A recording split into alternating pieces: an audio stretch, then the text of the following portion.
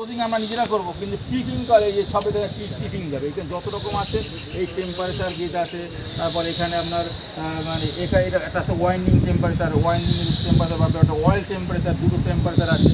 তারপর একটা বুকের সিলে আছে, যে বুকের সিলে আপনার যে গ্যাস আছে, এই যে গ্যাস হয়, এই গ্যাসটা চেঞ্জ করবে। এখান থেকে একটা এই মানে এটা সুইচ আছে, সব ওইখানে যাবে। এখান থেকে ওটা তেলে ডোবালাম না, এই যে তেলের মধ্যে সুইচ থাকে, কিন্তু মার্কাই পারদের মার্কারিটা এরকম মানে আপনার। এবার এখানে যে লাইন করা আছে, সরু লাইন, এই লাইন এখানে ঢুকেছে, এইখানে ওই যাবে সব ওই যাবে, ওই মানে আর এটা হচ্ছে কনভেয়ার ট্যাঙ্ক, মানে এর যে ফুল থাকবে সব তেল ফুল হয়ে এরও অর্ধেক পর্যন্ত তেল ভরা থাকে।